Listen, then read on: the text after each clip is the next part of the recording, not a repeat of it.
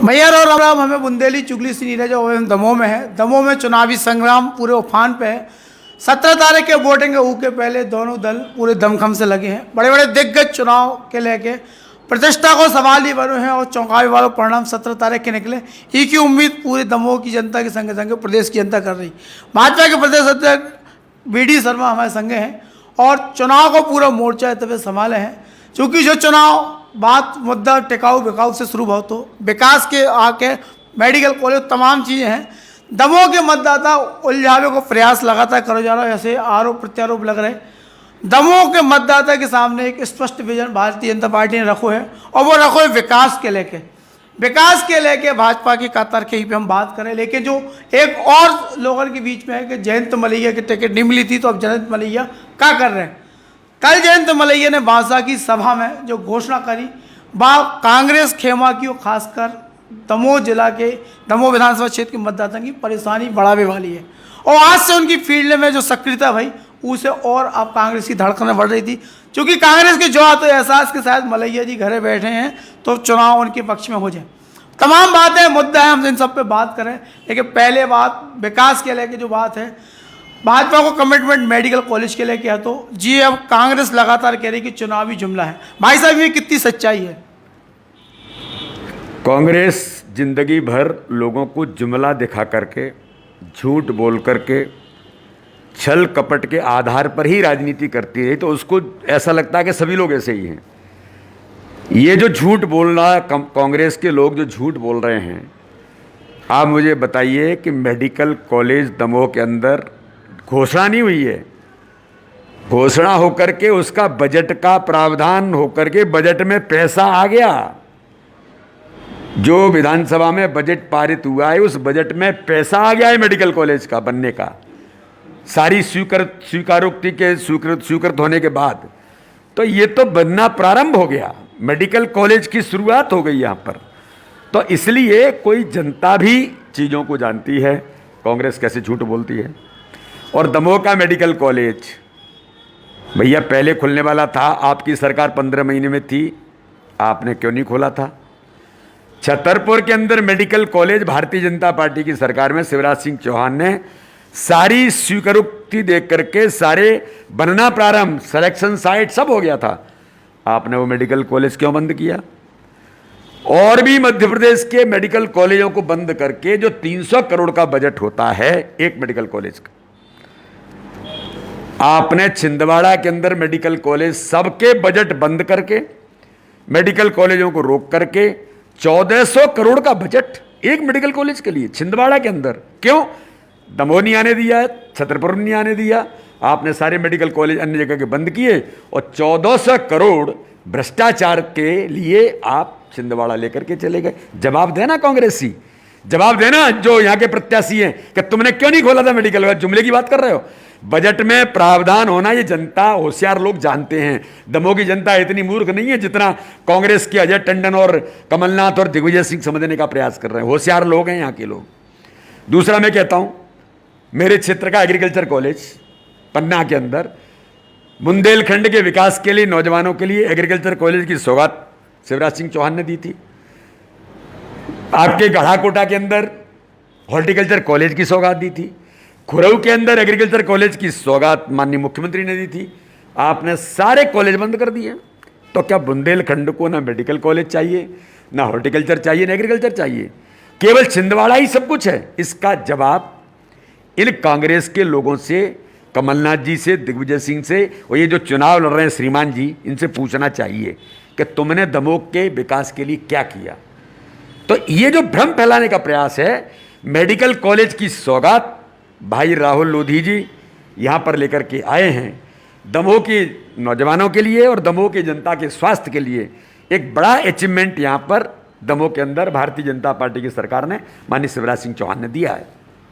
एक और इतने पे मुद्दा फैलावे को प्रयास टिकाऊ बिकाऊ के लेकर लगातार बात हो रही। और राहुल लोधी से भी हमारी बातचीत हुई। उनने कही है कि हमें जो अपने बलिदान दो इस सीट को वो है कि विकास के लेके। देखिए कांग्रेस इस चीज़ को बनावे को प्रयास लगातार कर रही। देखिए कांग्रेस बिकाऊ और टिकाऊ, आज मुझे बताइए 28 विधानसभा में चुनाव हुए थे, इनकी सरकार गिरी थी। कांग्रेस के मित्र इस्तीफा देकर के आए थे और किस आधार पर आए थे? ये भारतीय जनता पार्टी ने इसके बारे में कुछ नहीं कहा। इन्हीं के मंत्री उमंग सिंगार कहते थे पर्दे के पीछे से मिस्टर बंटाढार दिग्विजय सिंह सरकार चलाते, जिन्होंने मध्य प्रदेश का बंटाढार किया था, और कैबिनेट के निर्णय नहीं होते, दिग्विजय सिंह निर्णय कराते हैं। इन्हीं के मंत्री कह रहे थे कि भ्रष्टाचार में आकंठ सरकार डूब गई है, पैसा ऊपर तक जाता है। ये हमने नहीं कहा, ऑन रिकॉर्ड है। इन्हीं के मंत्री कहते थे कि साहब कमलनाथ, इनके विधायक कमलनाथ साहब सुनते ही नहीं है, कहीं जाओ, चलो चलो हटो हटो, मेरे पास समय नहीं है, मेरे पास 24 घंटे से ज़्यादा कोई 26 घंटे थोड़ी हैं, मिलने का समय नहीं, केवल छिंदवाड़ा की तरफ देखना, इसके अलावा कोई लेना देना नहीं। और भ्रष्टाचार में आकंठ डूबी हुई सरकार जिस प्रकार से मध्य प्रदेश दुर्गति की ओर जा रहा था, तो उन मित्रों ने इस्तीफा देकर के कहा कि सरकार नहीं चलेगी। सिंधिया जी ने कहा कि मैं ये वादे जो हुए वो पूरे करो। किसान के मुझे बताओ, नौजवानों को बेरोजगारी भत्ता देने की बात की, किसानों के लिए आपने कर्ज माफी की बात की, आपने कोई काम नहीं किया। तो इन लोगों को क्या करना चाहिए था? मध्य प्रदेश को बचाने के लिए उन्होंने इस्तीफा दिया, वो जनता में आए। और आपने बिकाऊ और टिकाऊ का नारा दिया। तुम कहाँ टिकाऊ थे? देश के अंदर तुम्हारे पास आज कुछ बचा नहीं हो, तुम टिकाऊ होने की बात कर रहे हो। और जिनको आपने बिकाऊ होने का आरोप लगाया, प्रदेश की जनता ने 28 विधानसभाओं के चुनाव में आपको आईना दिखा दिया। भारतीय जनता पार्टी के प्रत्याशी, वही मित्र जो कांग्रेस में थे, वो आए 64 हजार, 53 हजार, 43 हजारों से जीते। तो ये तो शर्म आनी चाहिए इनको कि जनता तुमको इस बात का जवाब दे चुकी है, कमलनाथ जी, दिग्विजय सिंह जी। तो दमोह की जनता भी आपको इस बात के लिए ताकत से जवाब देगी। और भाई राहुल लोधी यहाँ के एक बहुत बड़े परिवार के नौजवान साथी हैं। उनका इस क्षेत्र में हर प्रकार से यहाँ की आज़ादी की लड़ाई से लेकर के उनके परिवार के लोगों ने भूमिका निभाई है। और दमोह के विकास के लिए भारतीय जनता पार्टी ने ही किया है जो किया है। भाई जयंत मलैया जी हमारे वित्त मंत्री थे, हर प्रकार से उनकी भूमिका रही है। लेकिन एक विशेष परिस्थिति का चुनाव है। जयंत मलैया जी ने बहुत ताकत के साथ, वो संगठन के प्रति प्रतिबद्ध व्यक्ति हैं, उनके परिवार ने भारतीय जनता पार्टी को सींचा और खड़ा किया है। उनका अपना महत्वपूर्ण योगदान है। उन्होंने कहा, कौन कहता है ये सब? ये तो कांग्रेस के लोग, केवल उनके पास कुछ है नहीं, न जमीन है न कुछ है, तो क्या करें? तो इसी प्रकार के भ्रम, इसी प्रकार का झूठ फैला करके हम कैसे वोट पाएं, वो प्रदेश की जनता बेहतर जवाब दे चुकी है। और दमोह के चुनाव में नीरज जी, जब 2 तारीख को परिणाम आएंगे, 17 को जब चुनाव होंगे, मैं विश्वास से कहता हूं ऐतिहासिक मतों से तो जीतेंगे ही। हमारा तो प्रयास है कि हर बूथ पर भारतीय जनता पार्टी चुनाव जीते। दमोह की जनता को भी एक सवाल है कि अगर जयंत मलैया जी ने इतने काम करे थे, उन्हें टिकट काहे नहीं दी गई? हालांकि संगठन ने अपनी दलील रखी थी कि चूंकि उनको 2 साल बचे तो उन्हें पूर्व मिलो चाहिए, लेकिन जनता के बीच इस चीज़ के कांग्रेस मुद्दा बना रही, तो इतनी मुश्किलें जो भाजपा के अतिरिक्त ताकत लगाने पड़ रही, बहाना लगाने पड़ती। कांग्रेस का काम ही यही है ना। हमने कहना जिनकी अपनी कोई जमीन नहीं है।